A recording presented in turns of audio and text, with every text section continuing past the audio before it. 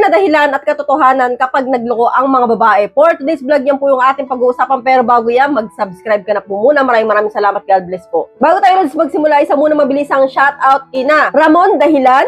Shoutout din kay Gerald Sidon from Iloilo. Shoutout din kay Randy Reyes, RBR from Toronto, Canada.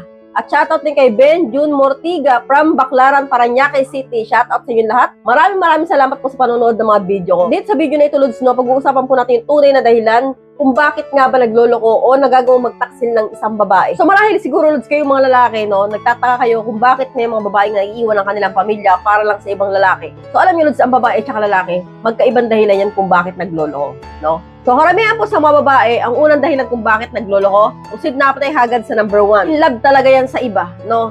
Karamihan po sa mga babae, no, 90%, no? Kapag po yun ay talagang nagloko, no? Ang unang-una pong dahilan ay talaga nga namang in love sila sa lalaki. So, hindi lang po yung etcho-etcho na namatyuhan, nakwitan, nagwapuhan. So, kadalasan po kapag po sila ay nagloko, talaga nga namang may feelings yan para sa lalaki. Kasi po, Lods, kadalasan kayong mga lalaki, no? Ang cost ng pagloloko ninyo ay na-sexy ang kayo sa babae, mas maganda yon, mas bata yun, mas maputi yun, na-attract kayo sa babae. So unang napapansin sa babae, yung panlabas, di ba?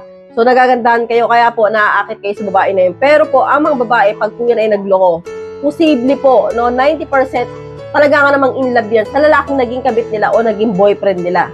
So kung iisipin niyo, baka nilang lang ng lalaki, baka niligawan lang, hindi natukso yung asawa mo, yung jowa mo, hindi po yung kadalasan, talaga nga namang in love sila, no?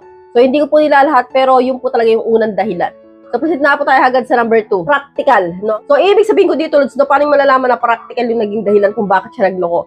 Titignan niyo po yung edad ng lalaki na pinatulan niya. Mas matanda ba sa kanya? Maganda ba yung buhay o trabaho sa'yo? So, kapag po gano'n, mas may edad sa kanya, maganda yung trabaho sa'yo, malamang practical po siya. So, nag-aasam siya ng masaganang buhay na hindi niya nakakamit sa'yo. So, kadalasan po kapag po ang babae pumatol sa lalaking matanda na at maganda yung trabaho nun, ang nagiging dahilan po niyan, pagiging practical niya.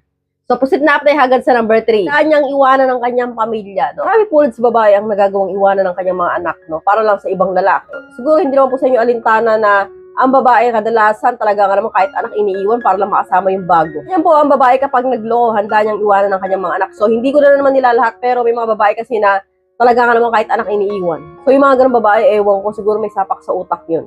So, okay lang sana kung nagloko, basta inaalagaan pa rin yung anak. Pero kung hindi, iba pong usapan na po yun. So, kadalasan po, Lods, karamihan po sa mga babae nagloloko, talaga nga namang handang iwanan ng kanilang mga anak.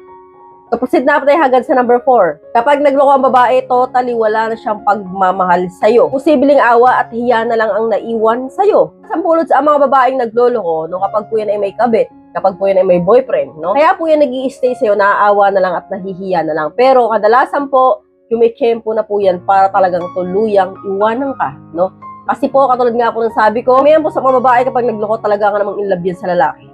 So, hindi po tulad ninyo, minsan kayo mga lalaki nagloloko kayo pero hindi nyo pa rin iniiwanan yung pamilya ninyo, yung asawa ninyo, mga anak ninyo. Kasi, yung nga lang, tumitikin kayo ng iba. Pero hindi nyo naman totaling iniiwan, binabalik-balikan nyo pa rin. At kung papapiliin man kayo, karamihan sa inyo, asawa at anak pa rin na pinipili, na nga lang nagloloko. So unfair pa rin po yung ganon. Mayaman naman po sa babae, Lods, talaga nga namang iniiwanan yung pamilya at talaga nga namang sumasama sa bagong lalaki. So, wag na po kayo magtaka, karamihan po sa babae at lalaki, yung po talaga yung pagkakaiba. So, hindi ko nila lahat, pero yan po yung katotohanan kapag po nagloloko ang isang babae. So, hanggang dito na lang po tayo mga Lods. I hope you learned something new in this video. More videos to come, so stay connected and see you again to my next video. God bless, bye-bye!